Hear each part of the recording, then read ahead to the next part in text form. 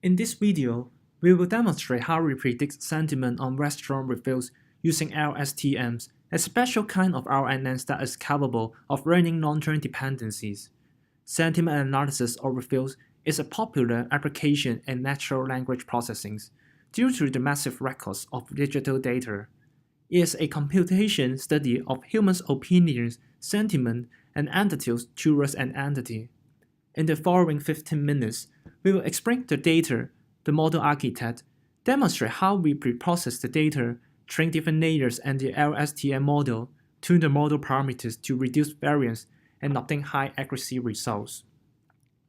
The dataset we work on is from Yep Data Challenge. The dataset consists of 6 million restaurant reviews from users along with a rating label from 1 to 5 stars.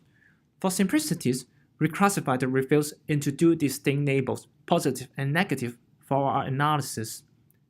Here are some sample reviews. We can see there are keywords such as terrible and no flavor from negative reviews and delicious and awesome from positive reviews. All this will be trained in our model. Looking at the distribution of rating of all reviews, one problem is that the reviews are skewed toward a positive rating, particularly score 5. The imbalance may distort our training results and make our model biased towards positive rating. Therefore, we resample the subset of the review to ensure that the number of positive and negative ratings are equal. Data preprocessing is an important aspect of sentiment analysis. We will represent the review text as clean word sequence. To fit for the input of the RNN, each distinct word will be encoded as an integer, and the review will be converted to a vector. We are going to illustrate the preprocessing by the following review text. First of all, we apply standard cleansing by removing the punctuation, number, and non-alphabetical symbol from the review. The article is also converted to lowercase. Then we apply an NLP technique called stop word removal. Stop words do not contribute to the deeper meaning of the phrase, therefore they are filtered out. Our model used a customized version of NLTK English stop word. The standard NLTK treats negation word like no, don't as stop word because they are the most common words which is not meaningful for frequency-based analysis like TF-IDF. However, in RNN, text sequence and the word phrase play an important role. Therefore, we do not treat the negation words as stop words. Stemming is another NLP technique to reduce inflected words to their root. Given that two words with identical meaning like family and families will be encoded as two distinct integers before passing into RNN, it is important to align them into the same root. However, irregular words like is, am usually will not be converted by stemmer. The final preprocessed review is shown here. Finally, the review text is encoded as fixed-length integer vector. Looking at the distribution of the review in the dataset, we decide to fix the integer vector length to 60. Review longer than 60 words will be truncated. Review shorter than 60 words, shown in this example, will be paired with 0. The numerical sequence is ready to be fed into our LSTM model. Let me introduce our model. After data preprocessing, our core model consists of the following based on RNN to interpret sequential data in Yelp reviews. We have an embedding layer, two LSTM layers, ReLU layer, softmax layer, and an atom optimizer. Word embedding. Word embeddings provide a dense representation of words and their relative meanings. It is a class of approaches for representing words and documents using a dense vector representation. It is also an improvement over the traditional back-of-word model encoding schemes, where large sparse vectors were used to represent each word or to score each word within a vector to represent an entire vocabulary. In Keras, there's an embedding layer which requires that the input data to be integer encoded, so that each word is represented by a unique integer. The embedding layer is initialized with random weights, and will learn an embedding for all the words in the training data set. In our case, it is used to load a pre-trained word embedding model, which is a type of transfer learning. We have chosen RNN, which is a class of artificial neural network or connections between nodes forming a directed graph along a sequence. It performs the same task for every element of the sequence, with the output being dependent on the previous computations. This is very important for reviews because we care about the meanings of the word. So let's say good and not good can make a difference. It contains a special memory which captures information about previous calculations. In this graph, it shows the RNN model. xt is the current input at step t. St is the hidden state at time t, which is the memory of the network. It is being calculated based on the previous hidden state, st-1, and the input at time step t, which is xt. And then a function is usually used to, such as tan or ReLU, for transformation, which is required to calculate. Output O of t is the output at step t, which softmax is being used for transformation with S of t. LSTM, long short-term memory networks. It is a special kind of RNN which is capable of learning long-term dependencies. It is composed of a cell, an input gate, an output gate, and a forget gate. It is used to regulate the flow of information into and out of the cell. It is best suited for classifying, processing, and making predictions based on time series data, and deal with exploding and vanishing gradient problems. So what is being done in LSTM? Step 1. It chooses what information we are going to throw away from the cell state, and the decision is made by a sigmoid layer, which is a forget gate layer. 1 represents keeping the input, and 0 represents removing the input. Step 2. It decides what new information we are going to store in the cell state, which has 2 parts in it, a sigmoid layer and a tan layer. The sigmoid layer decides which values we will update, and the tan layer creates a vector of new candidates values CT. Combining these two will create an update to the state. Step 3. Update the state CT by the following function. Step 4. It decides on what we are going to output. The output will be based on our cell state but filtered. Sigmoid layer will be applied to decide which parts of the cell state we are going to output, and then put the cell state through tan to push values between -1 and 1, and multiply it by the output of the sigmoid gate, so that only output the parts we decided to. ReLU. It is an activation function, rectified linear unit. It is mostly commonly used as an activation function in neural networks. It is linear for all positive values and 0 for all negative values. It is cheap to compute as there is no complicated math and it converges faster. Softmax is used for the output layer. In SMR, we replace the sigmoid logistic function by the so-called softmax function described on the right-hand side. Then an atom optimizer is used, and it is an optimizer algorithm that can be used instead of the classical stochastic gradient descent procedure to update network weights, iterative-based in training data. It is different from the classical SGD. A learning rate is maintained for each network weight and separated adapted as learning unfolds. The methods computes individual adaptive learning rates for different parameters for estimates of first and second moments of the gradients. To perform the sentiment analysis, we try a RNN model with 2 LSTM layers and 2 hidden fully connected layers, all with 150 neurons. No dropout regularization was set, and the learning rate is 0.1%. There are 2 metrics to examine the performance of the model.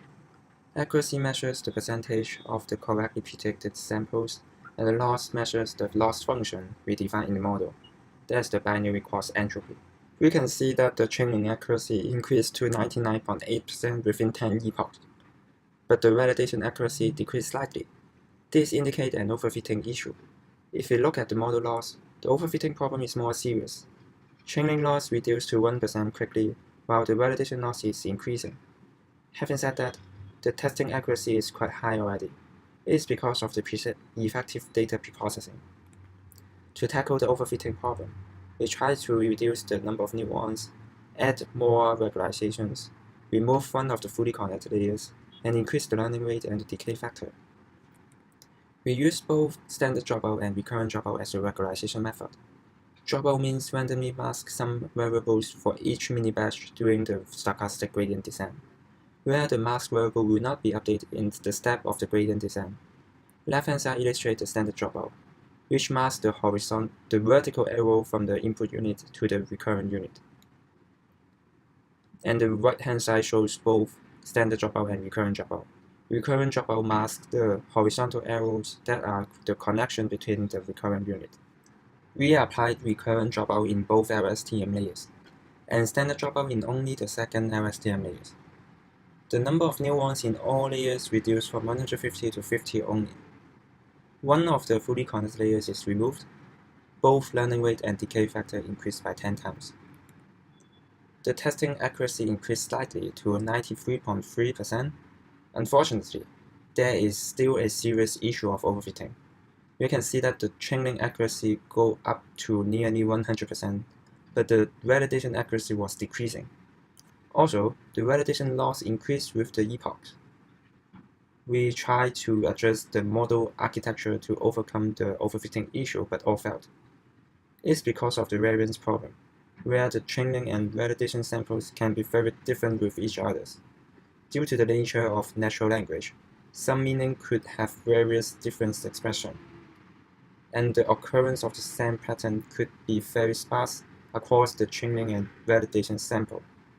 Therefore, a very large training sample size is required to properly predict the validation. We expect that the training accuracy would increase if we increase the training size. However, we would like to take the challenge to keep the sample size but still be able to increase the testing accuracy without overfitting. To do that, we adopt a different encoding method called global vector to overcome the variance problem. The pre-trained embedding we use is called a global vector word representation, GVR. It learns vectors of words from their co-occurrence information, that is, how frequently they appear together in large text corpora. GVR is basically a count-based model. Generally speaking, count-based models learn a lower dimensional vector representation for each word by factorizing a word co-occurrence count matrix. In the case of GVR, the count matrix is preprocessed by normalizing the counts and not smoothing them. The main intuition underlying GVR is a simple observation that ratios of word-word co-occurrence probabilities have the potential for encoding some form of meaning. For example, as one may expect, ice co-occur more frequently with solid than with gas, while steam co-occurs more frequently with gas than with solid. Both words co-occur with their shared property water frequently, and both co-occur with the unrelated word fashion infrequently. Only in the ratio of probabilities does noise from non-discriminative words, like water and fashion cancels out, so that large values correlate well with properties specific to ice, and small values correlate well with properties specific to steam. In this way, the ratio of probabilities encodes some crude form of meaning, associated with the abstract concept of thermodynamic phase. The training objective of GVR is to learn word vectors W, such that their dot products equal the logarithm of the word's probability of co-occurrence. In the equation, xik is the number of times word k appears in the context of word I. Replacing the negative log xi term with a biased term for word I, and introducing a similar term for word k will give a symmetric function as the one shown below. We will then perform minimization to an objective function j, which evaluates the sum of all square errors based on the above equation. Some co-occurrences that happen rarely or never are noisy and carry less information than the more frequent ones. To deal with them, a weighted least squares regression model is used. One class of weighting functions f found to work well is shown here. Here are some advantages of GVR. It can be fast-trained. It is scalable to huge corpora. It performs well even with small corpus and small vectors. It enables early stopping, so that we can stop training when improvements become small. However, it uses a lot of memory, because the fastest way to construct a term co-occurrence matrix is to keep it in RAM as a hash map, and perform co-occurrence increments in a global manner. Also, it is sometimes quite sensitive to initial learning rate. In short, GVR utilizes the main benefits of count data, the ability to capture global statistics, while simultaneously capturing the meaningful linear substructures prevalent in recent not bilinear prediction-based methods, like word-to-word. In this project, we used the pre-trained embedding model from a Stanford project. The model with 100-dimension vector is chosen. The embedding layer of the RNN model was replaced by using the 100-dimension graph model. This means that we need to change the vector size to become 100 in the embedding layers. Without changing the rest of the model specification, the testing accuracy dramatically increased to 95.3%.